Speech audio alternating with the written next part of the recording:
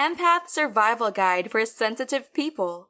Protect yourself from abusive relationships and avoid emotional burnout for good, even if you think you will never be able to stand up for yourself. Written by Jessica Hayes.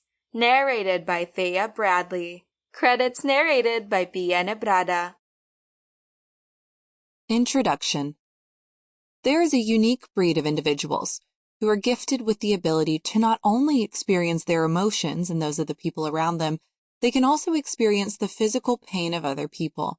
These individuals walk into a room, and within minutes, they can accurately pick on the vibes of the people in the room. This may sound like a cool superpower that belongs on the set of X-Men, but in reality, it is something that can be very difficult to deal with. Not many people are emotionally and mentally equipped to manage these gifts. You may identify such persons as people who are overly sensitive. Psychology experts profile them as empaths, and their story is not always one of those happily ever after types. For the longest time, emotions have been frowned on as a weakness, and displaying them was described as a feminine trait at best. In worst-case scenarios, people who showed their emotions one too many times were regarded as persons who have no control over how they feel. Derogatory terms like unpredictable, walking eggshells, crybaby, and so many other names that are not fit to print are used to tag people who dare show their emotions. The general negative perception about emotions has woven itself into the very foundation of society, which is the family. There are a lot of families today who enforce strict measures to deter any display of emotions at home. This need to shut down a very crucial aspect of oneself has led many to suffer silently for a better part of their lives. For an empath, they live with the double trauma of dealing with their own emotions as well as the pain of others.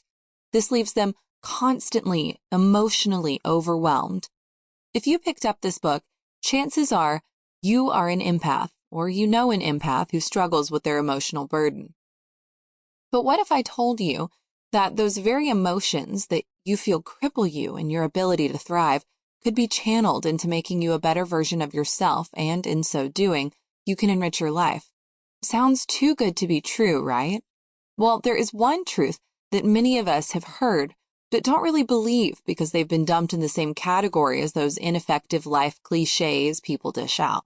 Your emotions are anything but weak.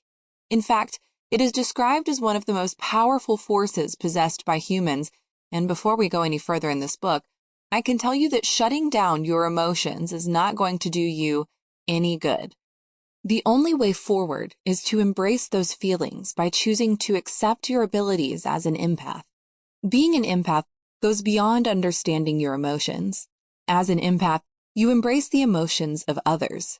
The wealth of understanding you acquire in this process gifts you with a unique perspective of the world and the people that you encounter daily. This goes a long way to help you foster relationships that are more meaningful and impactful. Most importantly, as an empath, you develop a deeper connection with yourself that truly empowers you to understand pain. This is not some new age psychobabble fad that is trending at the moment. This is you taking back the power from people who have tagged the way you truly feel as weak and evolving into the real you that you are meant to be. With this book, you can finally take off the mask you have been forced to wear by the society and step into your reality. As an empath who had to navigate the process of my becoming without a guide, I know how difficult to make sense of how to feel. I spent lots of hours daily scouring through the internet for information on these rainbows of emotion that I go through every day. I've come close to several breakdowns, not because I had a lot of bad experiences or that I was taking on more workload than I normally would. I was just constantly overwhelmed by what I was feeling. People would come to me with their problems because I had a knack for being such a great listener, and I could connect with them in ways that they found comforting. However, I also ended up having to deal with the emotional aftermath of their predicaments. I sought counseling, and for a while that helped me, but I still sought validation from the people I deal with on a day-to-day basis. I didn't want to crumble emotionally in front of them so that I could keep being their go-to counselor. This meant I had to act like I had my Sample complete.